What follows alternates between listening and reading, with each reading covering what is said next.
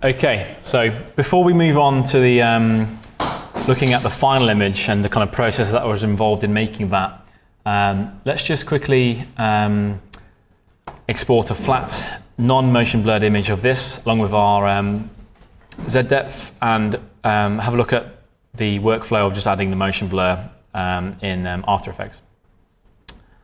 So if we call this no blur, just as a JPEG. I mean, if you do this properly, you'd probably keep it as TIFF so that you're not adding artifacts before the final export. And then let's take our Z depth and let's export that. Because we don't have the raw render with us here. Otherwise we could just use that. Also, we've what I like to do is export multiple Z depths at different settings and then play around with that in Photoshop to get the most dynamic range I can with my Z depth, and then I often just export that separately for motion blur, depth of field. So in After Effects, let's delete this. Let's bring in our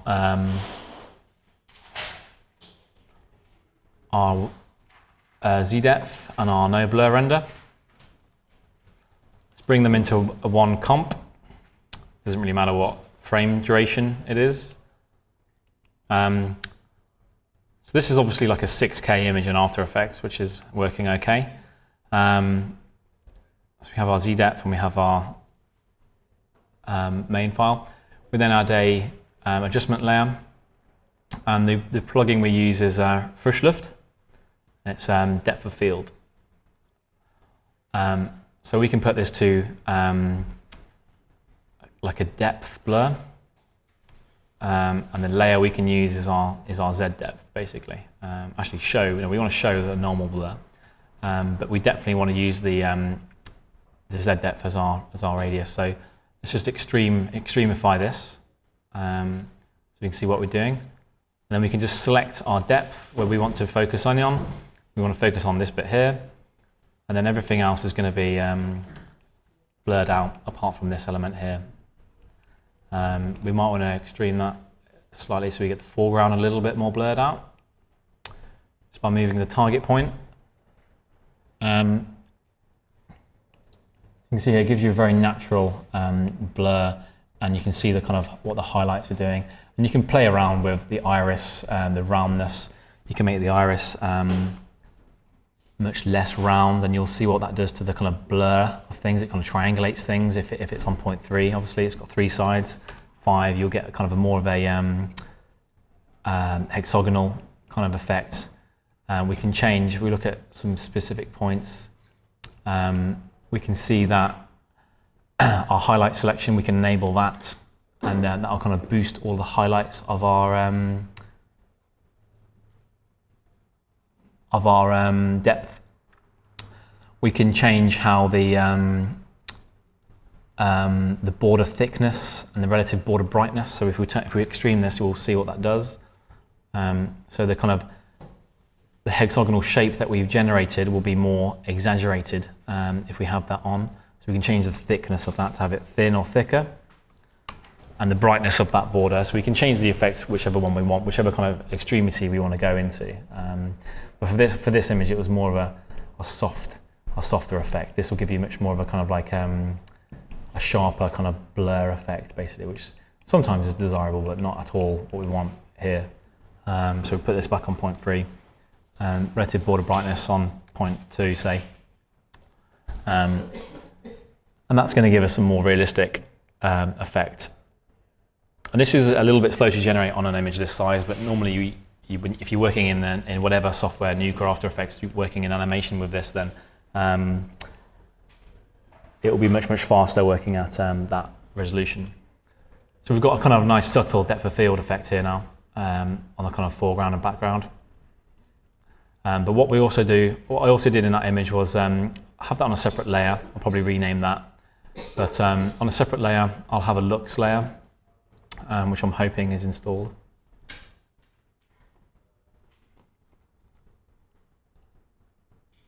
Jeff? Where is it?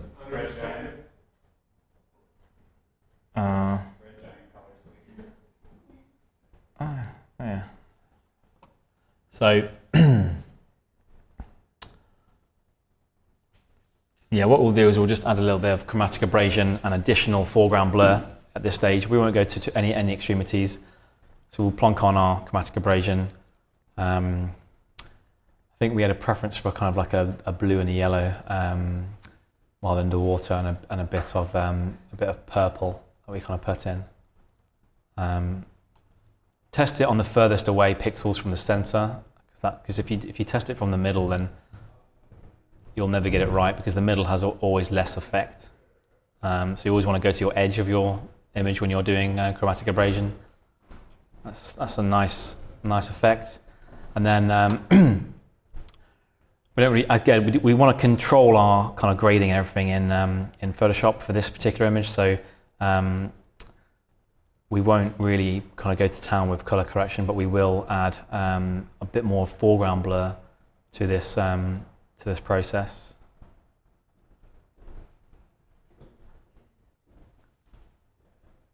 And we'll turn the quality right up and the blur size down a little bit. So you can see what we've done there. Chromatic abrasion is probably a bit strong, but we had it quite strong in these underwater image anyway. So I had a very different feel to the other ones, and you do get much more chromatic abrasion underwater anyway, with the way that the light reflects through the water. So that's all we'll do in looks. We'll add our depth of field, and we'll add our chromatic abrasion and our altered blur in the foreground, basically. And that's kind of the process we used for these images. And we'll re-export this back out as a TIFF, which we should have imported it as a TIFF if we were doing this properly. Re-export as a TIFF, and then we'll bring that back into Photoshop on top, which is this layer here. So you can see we've added our chromatic abrasion, and we've added our blur, and we've added our foreground blur a little bit stronger in that additional effect in Magic Bullet, basically. So that's the kind of process we'll go through, and then we'll probably take this and do that sharpening effect again with the high pass, just to kind of sharpen up the image. Again, if you want to have this extreme effect, and you put it on hard light, less effect would be on overlay, and then less effect still would be on soft light. So that you can kind of get bigger effects by different blending modes that you put this on, basically, hard light being the strongest. So that's that process done. So let's focus again on the final image, which, if we go back to our document,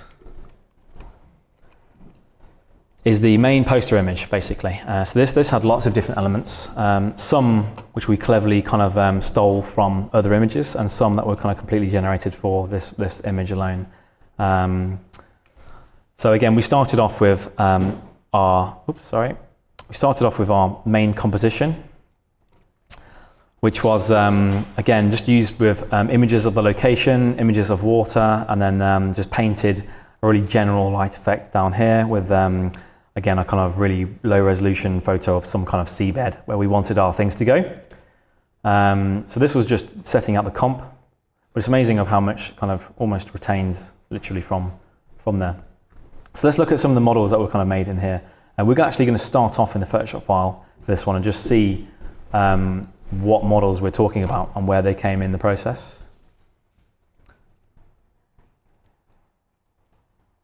I'm going to open an 8-bit version, because this image was this image was created at very large resolution, so we had to kind of flatten it to 8-bit.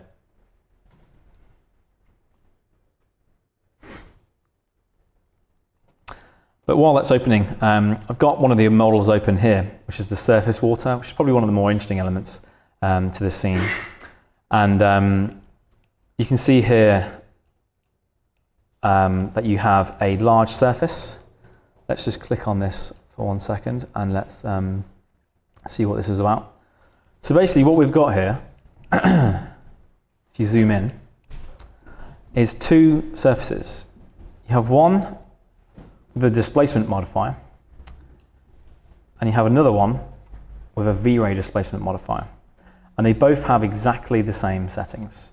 But one is for a visual representation, and one is that we're scattering the rubbish on, and one is for the actual rendering of the water itself. And what that gives you is the ability to have an animated mesh with this animated displacement modifier here, with the same kind of like parameters as our animation on our displacement modifier, and then that allows us to have the water to be bobbing up and down on the rubbish that we're scattering on the water, to be bobbing up and down with the waves in a very realistic way. And I'll try and show you the end effect of this in an animation from the actual final film. So I'm going to try and find an extract from the film and zoom to that element so you can see what I'm saying. So let's have a look.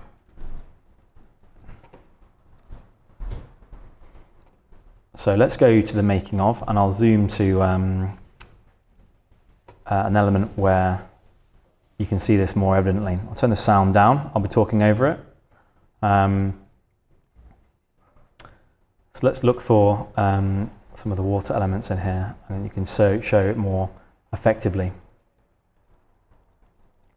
So let's start around about here. So you can see in this scene here, this next one, this is all digital water, and all of our rubbish is scattered on there, and we're rendering the displacement, and our top surface that we're kind of using for the scatter is not renderable, but it's using the same map, so that when the water moves, that's the old water.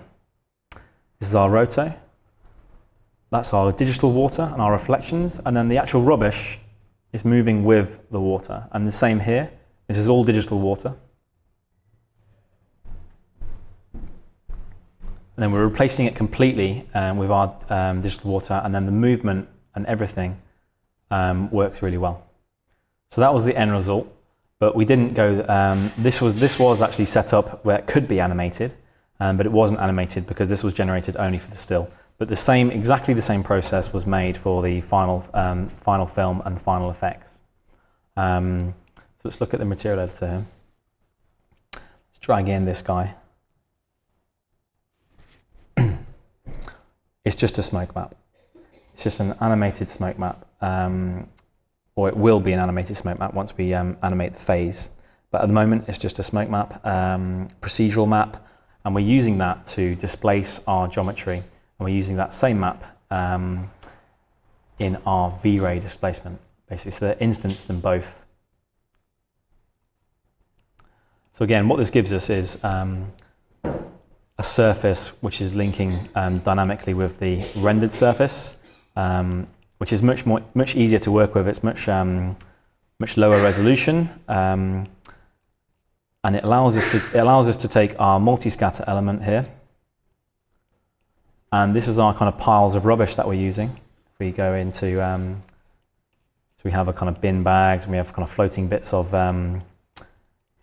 wood, and we have all kinds of other rubbish that we're using to scatter, bits of cigarettes. So yeah, we've got a whole range of objects that we're using, little bits of cartons, all kind of like with a kind of moldy, watery kind of textures on, basically. And what we did with this, there's like a million different textures here. We set up a batch command in Photoshop where we had certain layers that we were using, certain kind of grungy textures, and we did it on one, and the maps were roughly the same size. So as long as we pasted in a map that was much bigger than our texture, then we were able to create a really good action in Photoshop, which allowed us to texture all of these things instantly from their original textures into their kind of more moldy counterparts, which is really good because there were just too many things to kind of do one by one. It would have been a nightmare. So that's how we get all of the textures to be consistent and all nice and moldy, but kind of still retaining their original textures. Again, nothing too special about the multi-scatter, but what we did do for optimization's sake, we drew some lines where the camera doesn't see. So with two screens open and the camera file selected with show safe frame on, we drew some splines. Make sure that's if we just exaggerate that above the camera line, above the waterline, and we just made sure that from that surface we had that line cutting exactly where the camera sees, so that we weren't we could generate a map that would essentially be only covering the areas where we really see. There was no need for us to kind of scatter across this whole object. I really needed it where the camera sees. So we just roughly put in place, splines where the camera could see it. My camera's actually moved since we rendered this file, so that's why you can still see the camera outside, still see the spline outside of our line here. And then essentially we'd use our old friend print screen and take this map into Photoshop and generate a scatter map that we can use. So our image is open now. Let's just locate where that scatter map is from our model. So let's go to our material editor. Textures underwater sea. So we'll go to textures underwater sea, and there we have our scatter map. We actually did try and generate, we had a bit of problem with the resolution, or rather a stepping effect with the displacement on the water. So we did try and export some large maps from After Effects and use those as displacement maps, but they didn't work quite as successfully as some of the more procedural ones. But there was a slight issue with a banding effect and a kind of stepping effect with the final displacement of the Vray displacement modifier, which I might touch upon in a second. So we'll open up this Photoshop file. It says, I'm trying to open it in Max here, that's nice. So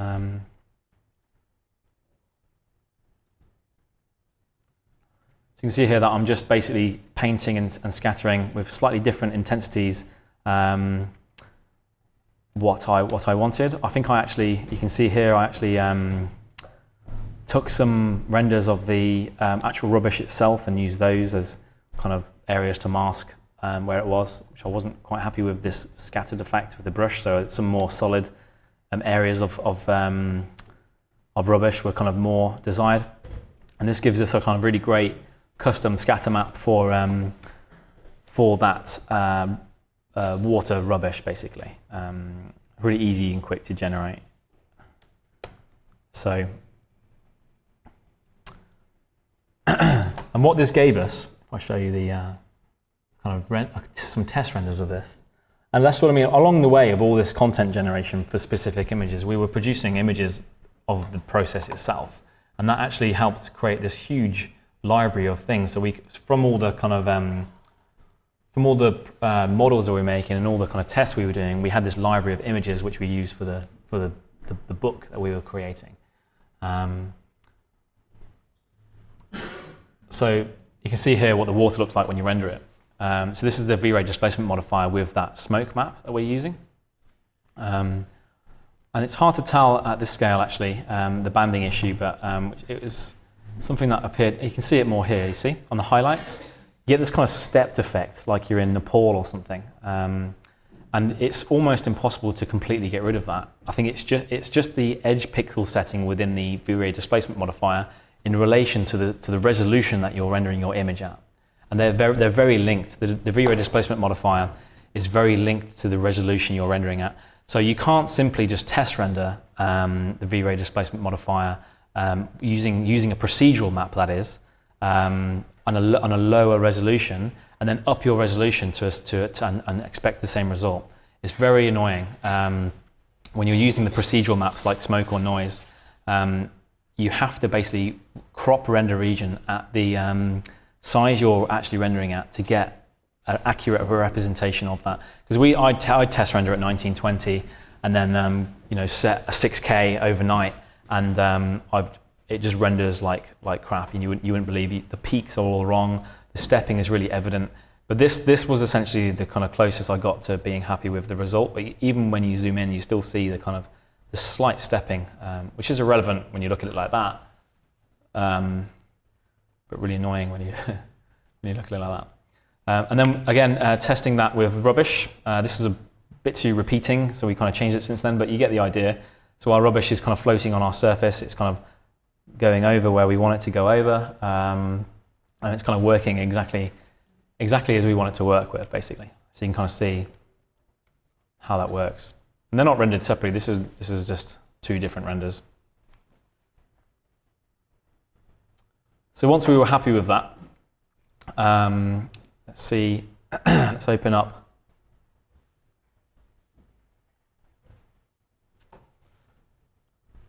our. Let's go into setup. Poster.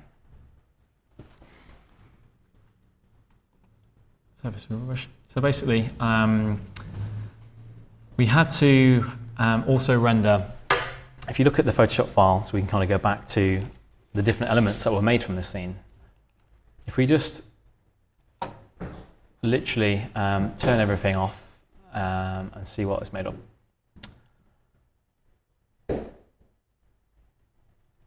So this was our background image, how we started, basically. And then we've essentially rendered another scene with our boats and our rubbish that we had before.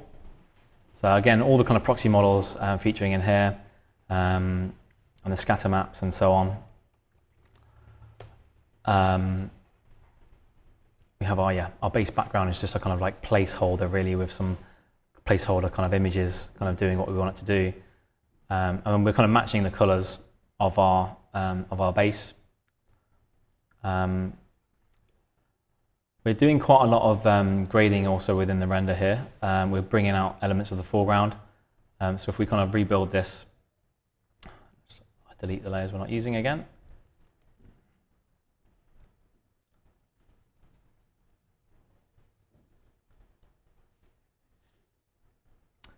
So there's some bits that are kind of rendered separately and composited in. That were here. That's our kind of main raw render. We're kind of grading that with our strong curves. We're adding our passes and our kind of reflection effects to bring back some of the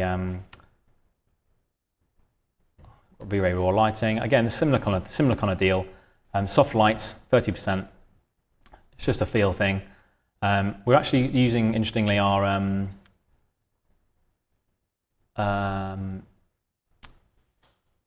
normals pass in the grading bit here. And we found that this worked quite well in certain situations on soft light for kind of really creating more of a kind of dynamic graded effect to specifically this scene, which worked quite well.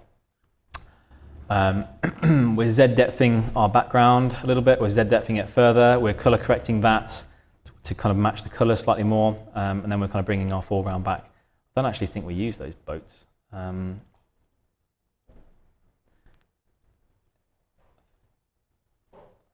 have a look in the final image just to see. No, we did. Don't remember them being that strong.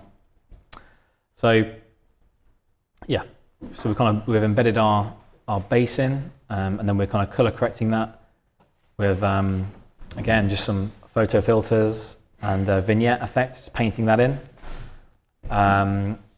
We have our background. Interestingly, with our background, what we did was we didn't want to have to render again that massive street model. So what we did was, I'll show you here, the main kind of street elevation scene. We just literally took this image and pasted it in, and then just kind of copied it a few times and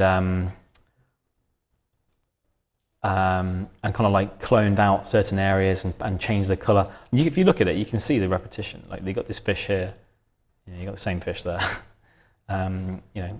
It's quite funny, but it kind of works when you change the colors and you clone bits out. when you look at it like that, I mean, it's a bit more obvious, but with all the other layers, it kind of blended in a bit more. So that was a really quick way of getting our kind of background in, our kind of city in. Fish was just a digital painting that Warren Holder did, our fish illustration artist who works with us quite a lot. And then the rubbish on the sea. Again, the way that this was created was with having all of our rubbish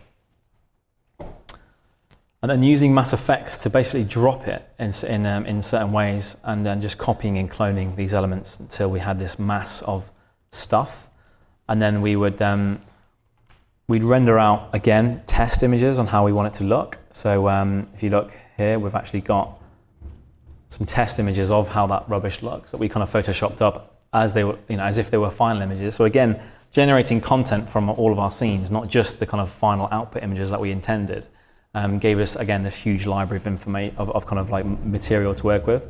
And again, all of this helped tell the story in our book that we made. So that was working quite well. So that was just done in this scene here. There's nothing particularly complicated about this setup. Again, it's all just the same kind of using the same HDRIs and the same workflow. But obviously, for that image, it was rendered more from a distance. I'm rendering a few different versions of this from different camera views with the lighting on the same side, obviously, gave us a huge library to play with in post-production. Like, let's try and strip out some of these. Yeah, so we got an image there, we have an image there, image there, and we're just playing with the composition really, and we're cloning out stuff as we go. Not too sure that's supposed to be on. So once we have that, what we also need are bubbles, and the bubbles were again generated just by Google search, and I think we developed a few kind of bubble brushes and things like that, which you can kind of see when you get close up, but they're kind of quite effective when you're further away. So there's nothing hugely special about that. A few brushes and a few internet searches for bubbles. Again, stronger vignettes. And then you've got the rubbish on the sea, and this is where our scene that we've just looked at comes into play. So you can see our kind of like our water material here, but you can, if you zoom in, you can see that banding I was talking about. And I think if we did more test rendering at this stage, it works better for distant stuff because the resolution and the pixel size is different. So it's just a setting of the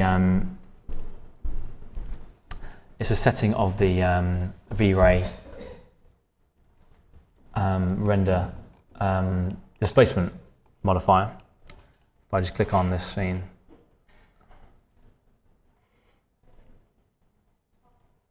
the kind of setting I'm talking about is the edge length, and the max subdivisions basically. And the edge thresh.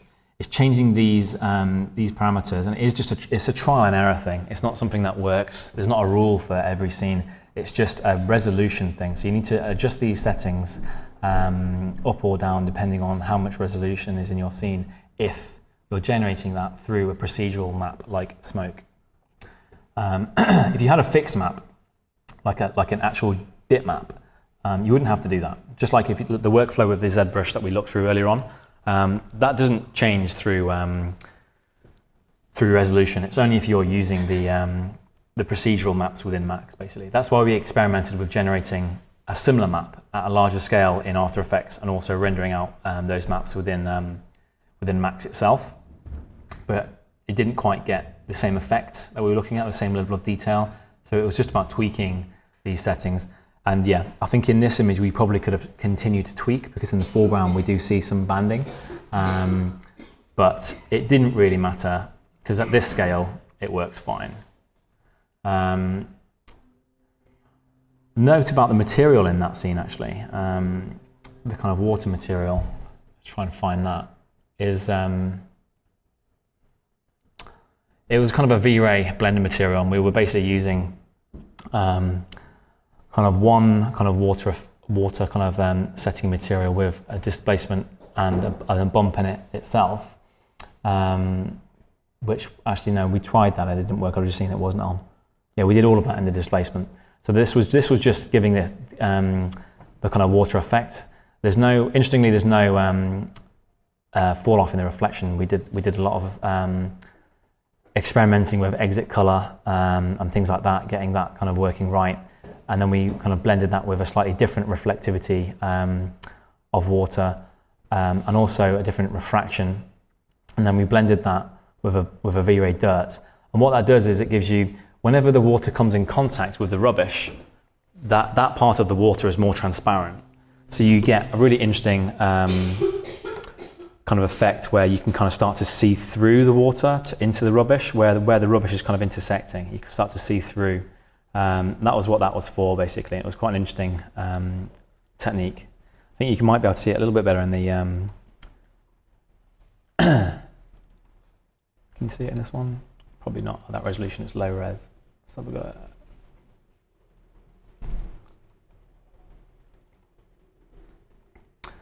You can kind of start to see underneath. That's completely underneath the water there, but that bit's outside and you can kind of see through it. That was kind of the aim. Likewise here, these elements are underwater. It's a little bit harder to see with a level of blur, but you can kind of see again, there's a sense of refraction to it in using the Vray dirt, basically. So it's quite a cool one to try out. Let's have a look here.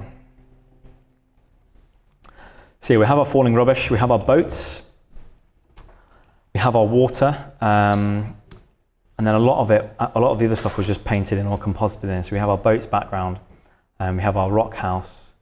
These are all just images from the location that we were going to. There is actually a kind of boat house here. We had our guy that we took a picture of. He's actually a young boy, but it didn't really matter. It was the concept was there of this kind of man in the sea. And then our water splashes, which is quite interesting. We had that, again, a lot of just Google search for water splashes and bubbles and getting that kind of like a sense of a line of the section of the water and the sense of refraction and light coming down. And these were all just images of splashes of water, quite simply composited in. If we locate some more of them.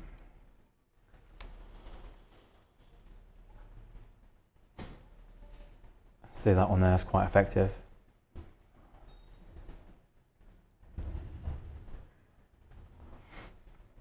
So, and then all we've got on top of that is a little bit of extra color correction. That was a mask we used for the Z depth. So all of that was pretty much composited from the original kind of strategy from the beginning with the composition that we set out here. I'm just trying to think if there's any other models that we want to have a look at for this. I mean, while compositing the bottom, we had the base image kind of in the background as we were working, so we could see the we could actually see the effect of what we were doing. What else was I going to show you? The wait for this scene to load.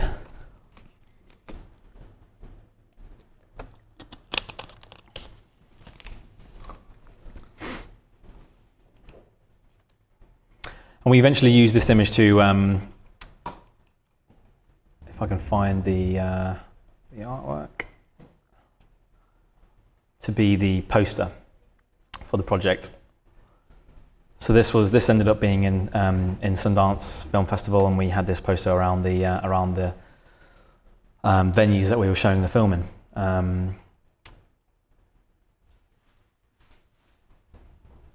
Let's see if that file's loaded.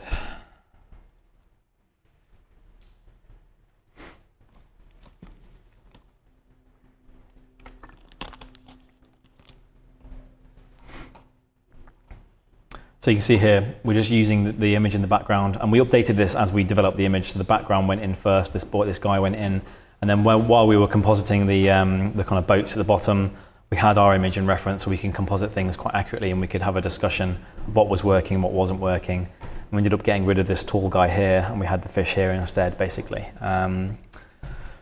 So it was quite a similar process to a lot of the images, but it was just broken up into much more smaller sections, basically. And again, this image was really to try and tell the story of the whole project into in one image, basically. So we have our kind of city developed in the background. We have our kind of completely pointless, futile struggle to catch this gigantic fish, and then we have our kind of like sunken, eroded, rubbish-filled environment at the base. We really felt that kind of summed up what we were trying to say with the project. And I think now would be a good time to kind of talk about any questions or any kind of things that we have with any of the artwork that we did. I'll show you kind of the full set of artwork first, actually, because you might have some questions that relate to things that I haven't shown. I don't think this is the final version, but it's close to the final version for the document that we presented. And this was presented to the financiers, to people to kind of raise more money for the project, but it was also presented to the increasing cast and crew that we had on the project, from writers, actors, visual effects studios that we were trying to get help with the fish. It was really advantageous for us to have this document, which really sold the project, and it had a whole load of prep work, which isn't normally there in development of projects like this.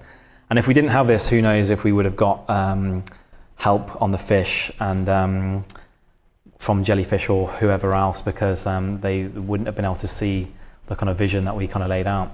So this book, again, it kind of outlines the old and the new, or the kind of young and the old. So we have our young actor, we have our old actor, we have our young fish and our old fish, and then we have our kind of new town, basically, and the assets that were created for that.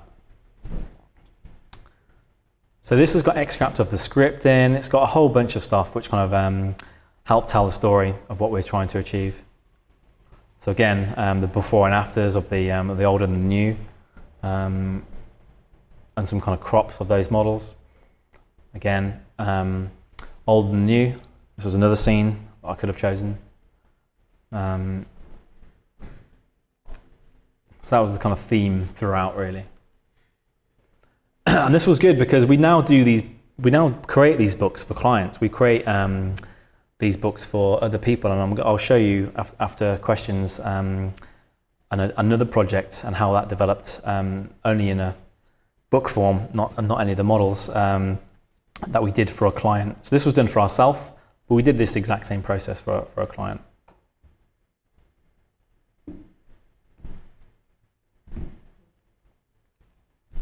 So again, the models that were created, and again, making images and scenes for all of the models. This image did have the projected caustic map technique in that I was explaining. You can see the effect of that on these coral trees here, and again, the technique with the fall off blue texture worked quite well here as well. I think we actually graded this heavily with the normal map as well. Some more of the images of the boats.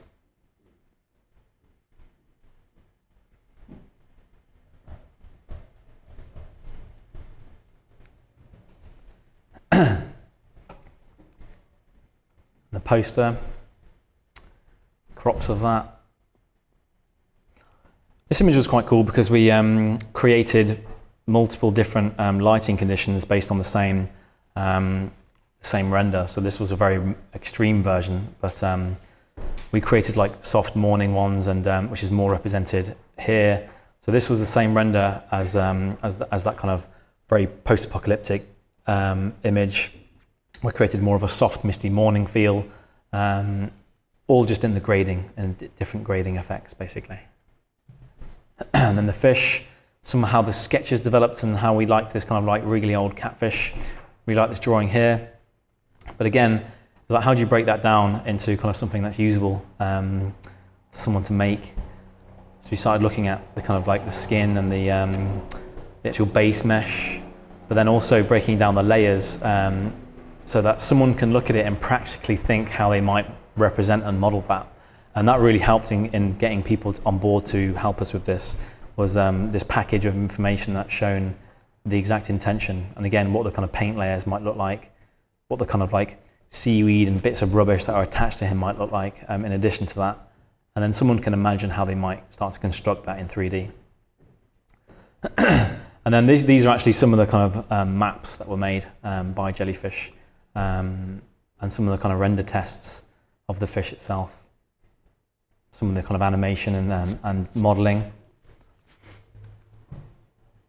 And again, just using loads of references, how the scales were working, how the models were working. Again, this is all made in Zbrush, and very similar techniques to what I was showing you today. And then the rig for that, really, really amazing complex rig that they did. They're specializing in character animation, and this is and creatures especially. And what we wanted was something that really captured the personality of the kind of illustrations that we had, but in a kind of 3D way. So it had to be rendered realistically, but it had to be a fantastical fish. It couldn't be a normal looking fish. It had to be something a bit more extravagant than that. And these are again some references that were kind of used, and some of the stills from the film. This is our dude here. So again, this is kind of like one of the edited footages of the underwater, and this is what it kind of got down to in the end. We kind of lost some of the fantastical structures, which would have been nice to keep in, but the visibility itself was just very, very different to what we'd kind of set out in the artwork, basically. So this is what the kind of final result of that artwork was.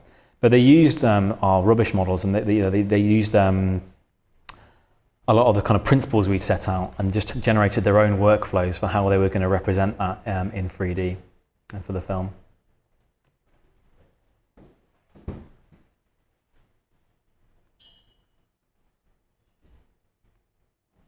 So again, these are some of the kind of like, this is the picture that got used, that he got made famous for. And again, this was kind of the shoot on this pier in Zanzibar. And we can see the kind of like the raw footage, the previs, and then the final shot here. Again, looking at the assets and components, which we've introduced you to today.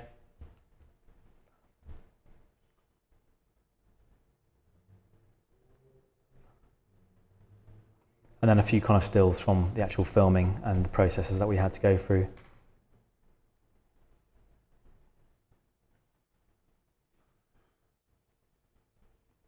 This was the kind of casing we used. We used the Arri Alexa for all the footage, and the kind of casing we used for the underwater shoot, which we didn't film, we got help for that. Looked like Thunderbird 4. It's pretty cool. But it had to be taken out of the water every like 5-10 minutes for batteries and car changes, which was a bit of a nightmare.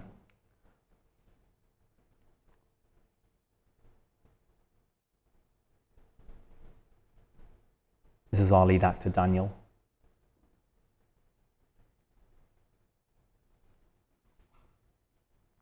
We created some quite custom-made rigs. Well, I didn't, but our grip did. On the back of trailers, and that allowed us to have some quite cool, kind of quite tight kind of street shots that appear quite heavily in the film, where we're kind of driving through these really narrow streets on these kind of buggies.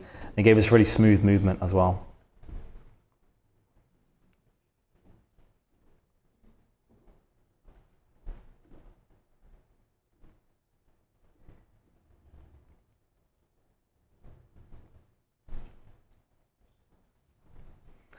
This is our old guy, and this if you haven't seen the film, again we'll watch it at some point. But he was really good.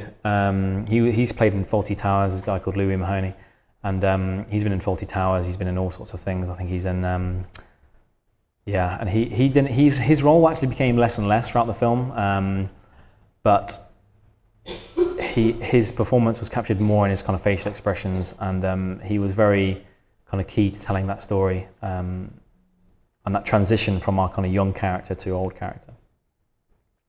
Again, this is kind of like the beach shots, and we kind of transformed this in the visual effects of the film, with all these kind of objects appearing out of the sand. There were lots of kind of experimental techniques that we developed to achieve those things.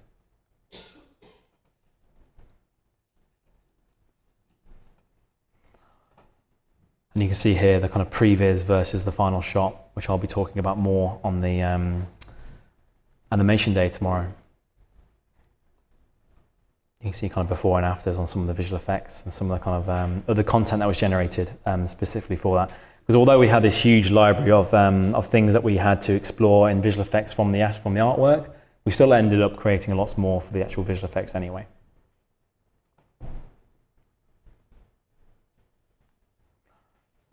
So, are there any questions about this before I move on to a slightly different example of the way we've used a similar workflow?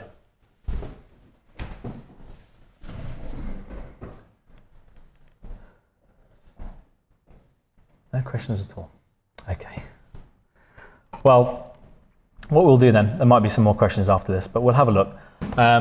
This is just to give a kind of quick preview to a project that we did recently to kind of illustrate the kind of our design process and how we kind of work to design. So I'm not going to really talk technically about this project. I'm going to more talk about our process as a designer, working with novelists. So we were approached by a guy called Chris Abbott, who's written a book about a future narrative of a guy who, of kind of 17-year-old kid, who's kind of like a punk in kid who does kind of spray paints messages of propaganda.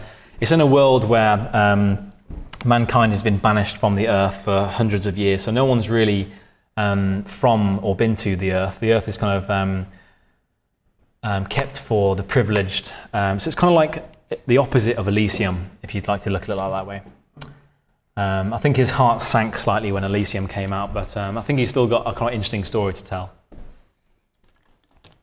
So our character's got some kind of connection to the earth, but he doesn't quite understand it just yet. But essentially from this novel, we all read the novel, and we extracted 6 main areas that we felt needed visually explaining to kind of tell a story, to tell a visual story of this novel. And one of which was the hives, which was this huge space station where kind of like the masses lived, the kind of workers lived. And this was like the size of Russia. You know, this is like where billions of people live in this huge, massive, sprawling space station. So it had a huge amount of challenges to design that from a small scale and a large scale. And then the second element was his spaceship that he flies around in, which is this 2-man kind of hot rod inspired spaceship. Third element was this space elevator, one of the devices that was used in the mass exodus of the human race from the Earth, and they're kind of still attached like needles to the planet. Another one was the arcs, which are these huge, gigantic space tankers that kind of kind of fly to distant galaxies looking for new worlds to populate. The Great Cathay Wheel, which is kind of like our take on the Halo ring, which is owned by China. And then debris, which is this area which is essentially like a no man's land. It's where all the pirates live who don't want to be part of this kind of like regime and system. So we created this huge book. This is a book we did over 2 months, basically, with a small team of about 4 to 5 artists, including myself and one of the other directors, Jonathan. And yeah, so this is essentially illustrating the design process. But what he also used this for was essentially to pitch around the world to investors to create into a TV show or film. So this is kind of going along with our model of trying to get into production design for film and TV, basically, using our architectural and visualization training in a slightly different way. So how did this start? Inspiration, it started with looking at the big and the small, architectural and natural. So we're looking at the morphosis and brutalist architecture specifically, and also kind of natural hive formations and details of that. So what we really liked were these kind of like clusters and swarm effect from a master plan perspective. We like the kind of regime and the kind of blocky brutalist aspect from the kind of building level, but then we'd also like the kind of level of detail that might come across in texture and overall effect. But then we also liked the kind of more organic sprawling forms, because if you look at cities, they are sprawling. They're not. You're not going to have. If something's evolving over hundreds of years, it has to reflect that visually, and it's not going to be completely ordered on a master plan scale. So that was kind of our inspiration.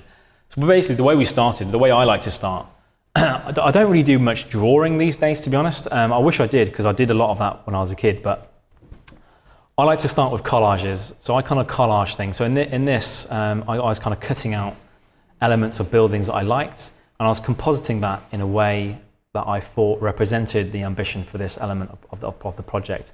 And then from that kind of initial collage, I then painted in Photoshop over the top and started merging these spaces together and imagining what this might kind of look like in a sprawling way. So that was quite a nice kind of starting point, and these are a few kind of like zoom-ins of some of the elements that were made. And what we really liked about brutalist architecture is that it has a great non-sense of scale. Like things could be 10 meters tall, things could be 100 meters tall. It's the kind of architecture that really gets away with scale and that we could use in this way. We couldn't really take other kinds of buildings and do that with this form, because it gives away the sense of scale much, much easier. Second iteration was more of a kind of beehive formation with these kind of like lines that kind of connected these spaces. And these were very quick models, which were then kind of positioned and copied next to each other into these kind of beehive formations. And they were just rendered separately, and in Photoshop we'd kind of put this together and paint over the top of these things. But we'd also do very quick vignettes of what those spaces are looking like. And although we quite liked parts of this at this scale it wasn't working at all. It was far too repetitive, it wasn't the kind of evolved aesthetic of something that's been in space for hundreds of years, constantly changing. So we kind of like went away. We had more of a kind of Greebly test. Don't ever use Greeble, but this was, it was good to communicate something at this stage, in a kind of early design stage. And what we quite liked was creating these kind of mollusky kind of shapes and then scattering down with multi-scatter a lot of these elements. And it's almost like a reverse city, and it's almost like a kind of protecting kind of shell on top. And the way that it kind of evolved and sprawled much more went with the kind of aesthetic that we wanted to try and sell. The problem again was the repetition, and we wanted to try and deal with that. But again, loads of thumbnail tests were made to really explore what this is about from all different kinds of scales, to kind of really see how it was evolving. And then the final images were made once a huge amount of effort was made in the modeling of very, very diverse and different buildings were created. So again, here's the kind of the top view where we're seeing these kind of cracks of light that are kind of appearing from the gaps in this kind of master plan of this huge kind of space station. So you see it here with the moon, so you can see the kind of scale of it. And again, the kind of this kind of epic evil aesthetic that we were kind of going for with this project. Because this isn't a nice space. In the book, this isn't a nice area. This isn't a nice kind of area to live in. This is a very kind of ordered and structured area to live in, where everything is kind of controlled by these regimes. But then it kind of came to actually modeling and designing all of these elements. So we wanted to create at least 4 different kinds of buildings. One which was kind of like more super modern. We had kind of like very shiny metals and kind of like light textures in between buildings. And these were just designed, and we kind of had sets of different types of building. We had another one which was a bit more kind of like swarm-like in places, much more blocky, much more kind of brutalist based. Lots of kind of square formations coming off each other. We had another one which was much more pipey, much more kind of industrial. And then we had another one which was much more kind of lots of large slabs and other kind of like elements basically. So we wanted to create a library of very different things. Then the way we then used that library was to, on our kind of scattered shells, we created different different scatter maps, which are kind of like acting like an inner city, a suburban area, a kind of outer suburban area, and then we have different zones which have these different kinds of buildings in. So in the middle we'd have our kind of shiny newer buildings, and in the outside we have the kind of more industrial looking buildings. Whether that comes across as evidently enough as we maybe anticipated in the images is one thing, but it certainly gave us a huge visually rich library of models to work with.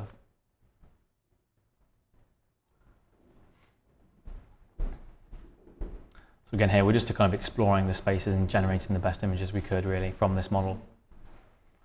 Kind of again underneath looks quite interesting because it is this kind of upside down city, and this was kind of almost like a time lapse of kind of spaceships flying past the camera. But you can kind of see here the kind of pipiness and the level of detail we were going to in these models. We found some quite nice ways to texture things in a kind of quick way. And these are some kind of stills from the film. So we had like two months on a small team to create this book, but then we had a further month to create a 5-minute film on this project as well. So the second element was the Aquaterra. This was fun. Really enjoyed working on this. So again, the reference to spray paint, our character sprays things. So he uses this as a giant tattoo pen and a spray and a vehicle. And again, the inspiration for this, large amount of credit to Daniel Simon, who's one of the hottest guys in vehicle design at the moment. He did all the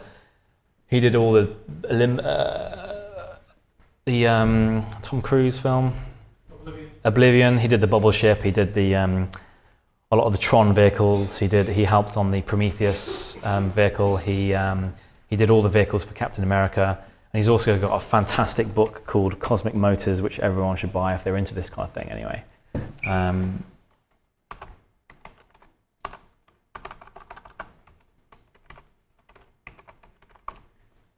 Spelled Daniel Simon wrong.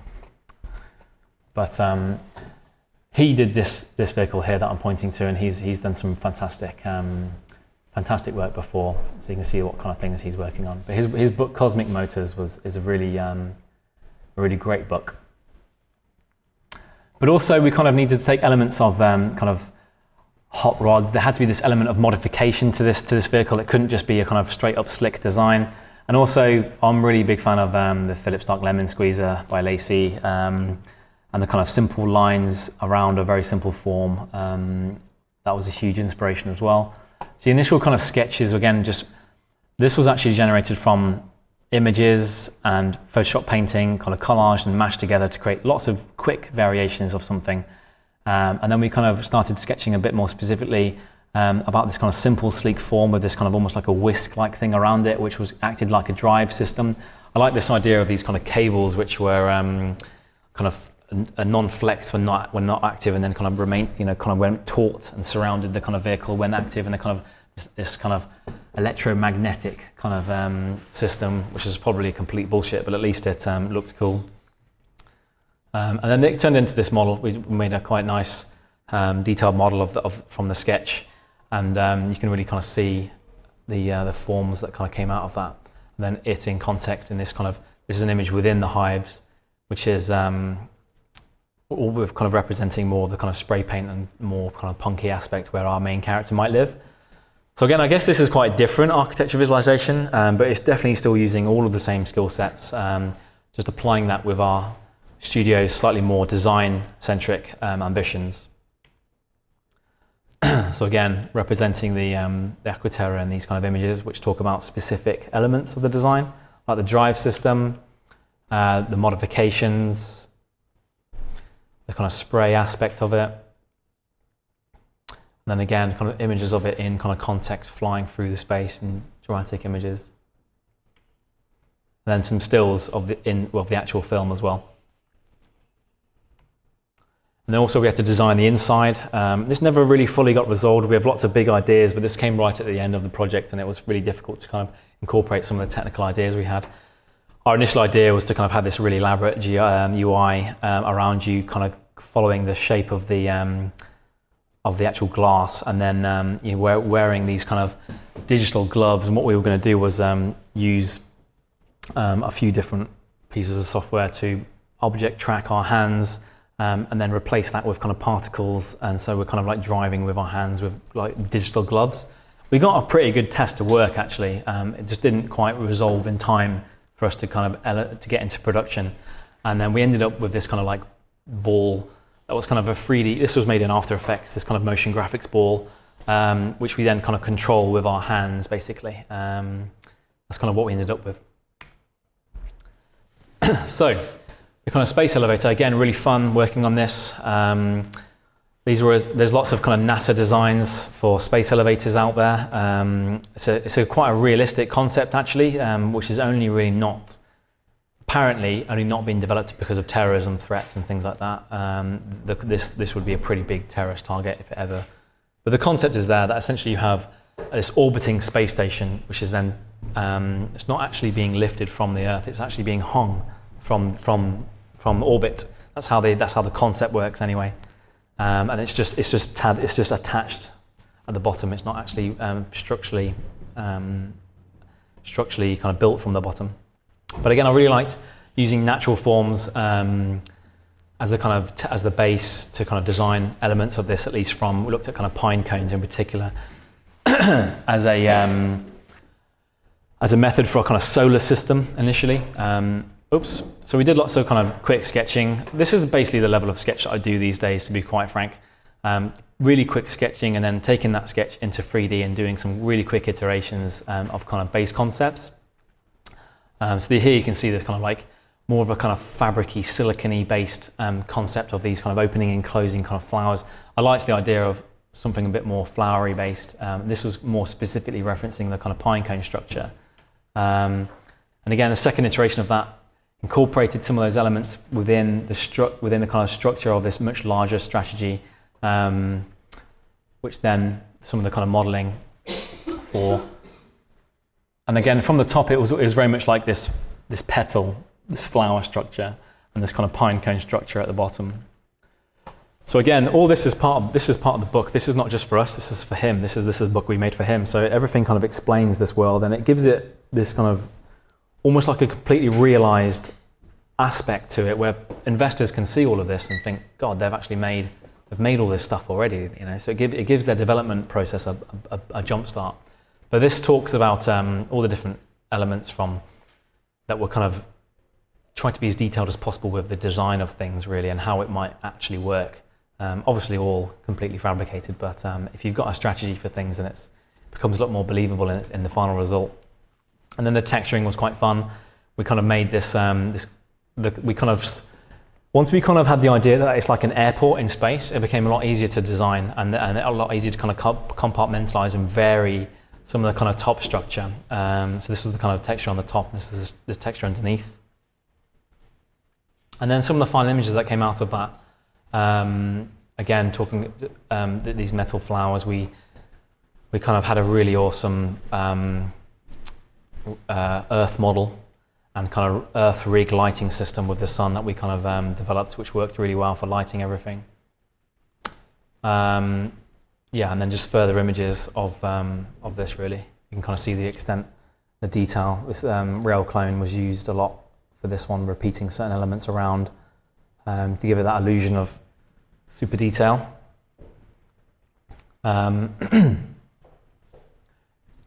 So yeah, we produced lots of images. These were some of my favorites, which were kind of more propaganda images that might have been created when these things first popped up as a kind of symbol of hope into this brave new world of space, when they were actually used to kind of just mass exodus and kicking people off the planet. And then some more dramatic images with the lighting of the sun and things like that. And we quite liked this idea that these kind of pine cone structures would be kind of lit through this kind of like, like these fluorescent kind of bulbs that are inside each of the silicon pads that would kind of absorb the sun's energy. So again, we're on to our fourth element, which is like the arcs. So again, how do we start this? Looking at large structures, tankers, red dwarf, Brutus architecture again. So again, the approach at the beginning was the same for every element. Huge reference library, picking out the ones that were really stuck, and then kind of running with that. Started off again with collaging these elements and painting on top of them. And we started off with some strange forms and started playing with like huge kind of extensions, and then it slowly became more linear, like a ship that you would a kind of tanker ship that you'd expect. But again, taking a lot of the kind of objects and things that we were playing with from buildings into the design process of which became a kind of really strong strategy for this one. And once we kind of nailed that approach, we just did that for everything, and it worked really well. And then again, the modeling for these things. So this down here is the Titanic. So you can kind of see the laughable scale of this thing. There's a really cool image on the internet of all the science fiction ships in one image at the right scale. Some of you might have seen it. And I want to kind of do a version with this on it, which would pretty much, I think the biggest one on there is the Star Wars Galactic Cruiser or something like that. And I think this would dwarf it, which is quite funny. I don't think it's designed particularly at the right scale, to be honest. But what we have here is a kind of like a strategy to a small kind of skeleton crew at the back who operate the ship, kind of food biomes over here. You have this huge kind of drive system, and then you have the gravity generating wheels here, and then you have this huge stasis chamber where everyone is kind of held in stasis. That was the main strategy anyway. So we like the idea of kind of representing these things with nebulas, because they'd be kind of like heading towards kind of like these nebulas where planets and suns were being formed in the hope of finding new worlds on this kind of endless journey that they were headed in.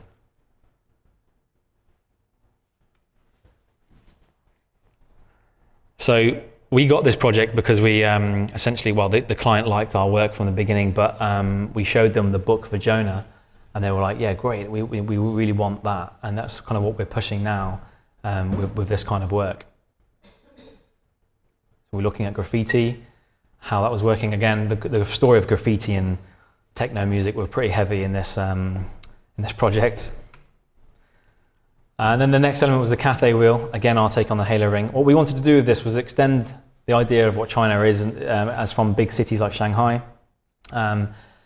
So we like the idea that China, everyone just exists indoors. It's in the big cities. There's too much pollution, too much heat to go outdoors. So there's all these kind of actually in Shanghai. There's these kind of passages and routes to buildings through tunnels and things, and we quite liked that idea that the whole design is exposed to space and no one ever goes outside, and it's all just one massive urban building after building after building. So this is what you can kind of see here. If I zoom into this, it's a bit lower resolution for view this project, but you can kind of see what we're doing with the texturing here, like I mentioned, with the reverse dirt texture and adding noise, and you get quite a nice kind of chapped metal effect everywhere that we kind of used quite a lot in this project.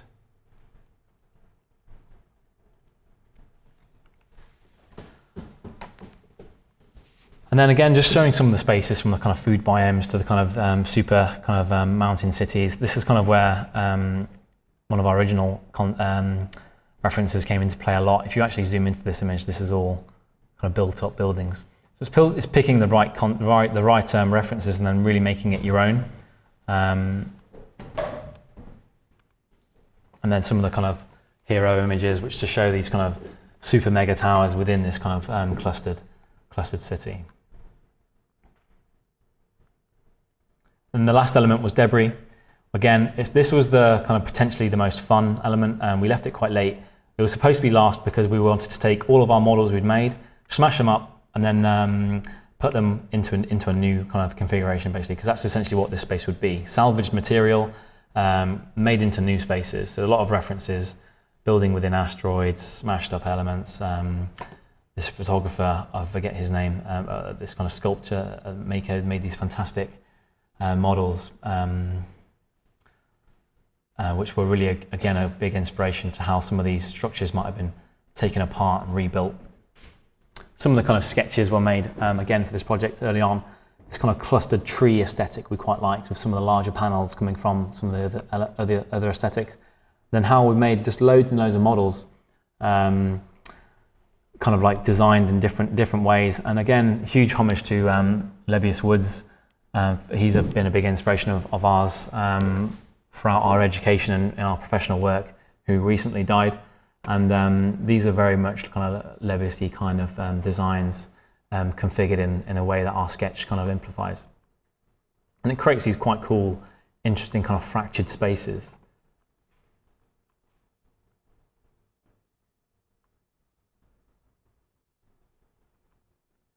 And this area was supposed to be home to like the universe's biggest space raves. So we have these kind of zero-G space raves within all this crazy landscape. So it's quite fun to mess around with some of that. And then these are again some stills of the actual film. So that pretty much ends where we're at for today. If there's any more questions about that project or anything we've covered today, I'll be happy to go through anything again. If there's anything you want me to revisit in the models or the post-production, then we can take any further questions now.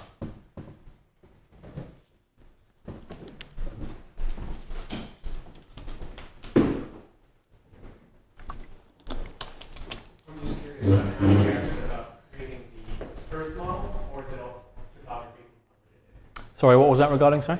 I'm curious if you guys actually modeled the Earth in the atmospheric effects, or was it photography that was just content? The Earth we downloaded. It's an Earth model, Okay. and it comes with, on the NASA website, you can for free download a 60K Earth resolution map, basically. It's amazing. And then the Earth model that we bought, it's got an atmosphere and a cloud, separate texture maps, and you can kind of animate and move all that around. It's pretty amazing. And you have like a rig for the sun that you can rotate around, and that gives you all the lighting properties. It was all rendered with no GI, yeah, it was pretty much, it was very easily customizable with the sun color, and when you kind of lowered the sun at the Earth at a certain angle, it gave you a red edge. It was a very procedural model, but we kind of tweaked an existing system, basically. We didn't create that from scratch. And where did you purchase that? I think on TurboSquid. I'm sorry, I didn't hear you. TurboSquid. TurboSquid, okay. Yeah, so just for the benefits of the audience at home, just asking about the space project and where we got the Earth model from, and the lighting system. It was kind of downloaded from TurboSquid, and we kind of changed textures out for some free textures on the NASA website of a 60K Earth resolution texture from satellite images, and we kind of tweaked an existing lighting system that we downloaded from TurboSquid. Sorry, just how many did you actually work on this? You said you had a production 2 months only? It was a core team of 4, and we probably had 2 of the people in and out. So like 4 to 6 basically for the artwork over 2 months. But the thing is, like, I guess from our architectural, it sounds like a lot of work, but and I guess it is, but because we're trained in architecture, as many of you probably are, once you have a design, once you have a model, once you have it set up, it's very, very easy to create images, and various different kinds of images for a project. The temptation is to know when to stop, to know when you've got enough images to tell the story of that design, not just be repetitive in the images that you're creating, so that everything is kind of contributing to your document, basically. But yeah, I guess we found it the design process was on some elements quicker than others. I think for the Aquaterra, that came together very, very quickly, and then we kind of had a sketch model, which was then made into a very detailed model, all within the week, basically. So it was a very fast process, and then generating the images for that were very quick. Once you had a kind of studio set up with this yellow background, and then we had plonked it in some of the models we'd already made for the hives, and then it was again a very quick process to develop those images, basically. I was wondering, did Elysium come out after you had finished that, or was it while you were working on it? We finished this before Elysium, but we were well aware of Elysium while we were making it. Okay. So we knew. I don't really like Elysium, to be honest. I think it's okay. I think the production design was good. I had higher expectations. I think maybe that's the problem. But yeah, the author, the guy had written the book before Elysium, long before Elysium had come out, and I think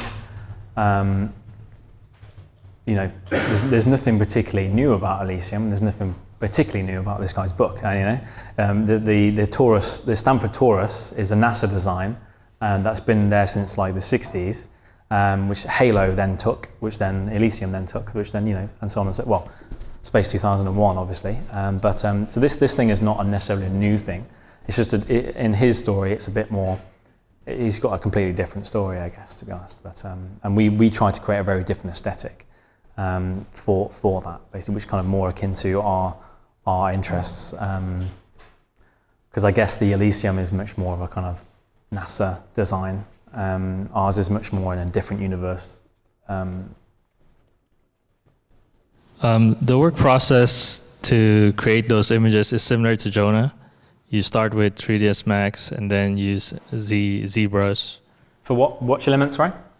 For the images. For which project? The new project. Xavier. Yeah, the Savior. So you start with 3ds Max and then add details in Zbrush. I don't think we actually used Zbrush for Xavier. I don't think. No, that was done. Did we use Zbrush? No, I don't think we used Zbrush. So just 3ds Max and then using like multi-scatter to create those. Yeah, I mean the maps for those things were generated in Photoshop, so they were just there was no need to unwrap anything or paint anything specifically. It was we had our kind of shellac forms, and then we painted rings and different zones in black and white where we wanted to scatter the different models that we made, basically. So then they were scattered using multi-scatter in a similar way to the rubbish before, but in a way that didn't look like multi-scatter, I guess, to try and make it look a bit more ordered.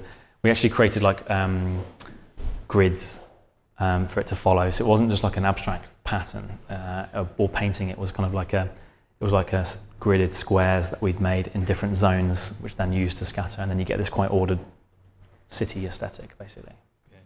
The space images, those are just pictures, like the background, the nebula. Okay, we pretty much exhausted every single space image in the world. It became a competition because different artists would work on one element. I, for example, did the hives, the Aquaterra, and what else did I do? Did something else, I'm sure.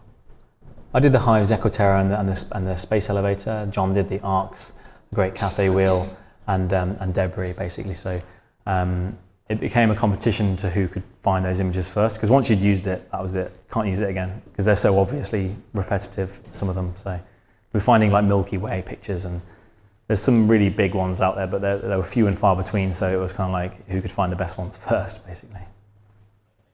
When's the movie showing? Huh? When's the movie showing? Well, this is only actually a 5-minute teaser. I can show it now. It depends on the playback of our system here. I'll try and show it now. Yeah, so it's a 5-minute kind of teaser trailer basically, and it kind of shows the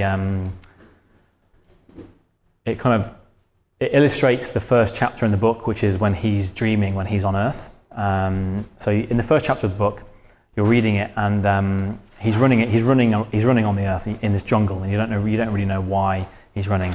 And then he wakes up, and you find out that he's actually in this space station millions of miles away from the Earth. And there's this big kind of I quite like the idea of this big reveal that he's really far away from the Earth at the end. So we're kind of like playing between a space chase when he's inside the Aquaterra, which happens in the book as well, and him being chased on the Earth, basically.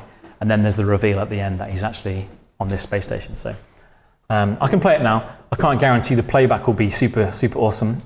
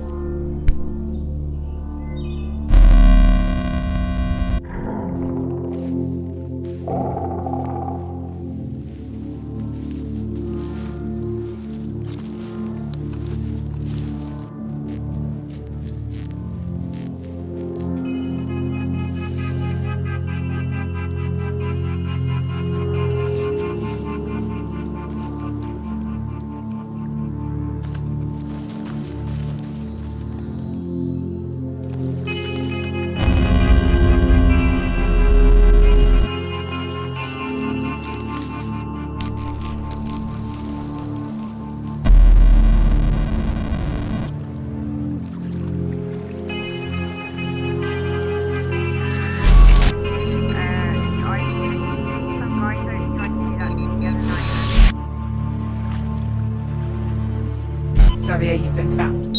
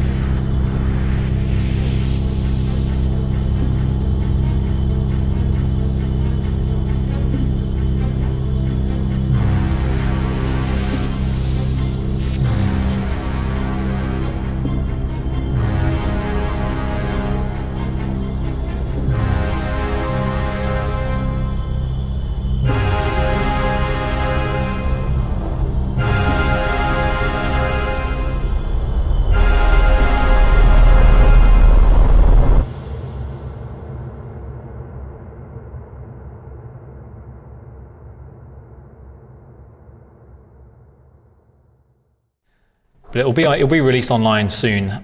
We hope. It's not released online just yet, but we'll probably show you after the class finishes, I'd say. Yeah. Were there any more questions about any of the artwork process? Because today's all about the artwork. I don't want to show too much animation because I want to kind of talk a lot about that tomorrow. I really wanted to kind of try and visually explain the kind of process we go through in generating artwork and how Jonah was our kind of flagship project to develop that model, which we're now trying to do more often for paid clients, basically. Because although Jonah had a budget, it no way covered anywhere near what we created for that project. It was very much a studio sacrifice to kind of make that, whereas now we want to use that as a project to get other work, and we're slowly getting more and more work like the Xavier project, basically. So production design and concept development visually and design-wise for film and TV, basically. So, were there any more questions that are related to what today was kind of about? All right. Well, day one for Paul's presentation. We got 2 more long days ahead, so there's a lot more information coming at you. So I guess we'll call it that. So thank you very much, Paul, for the presentation today. No worries. Cheers.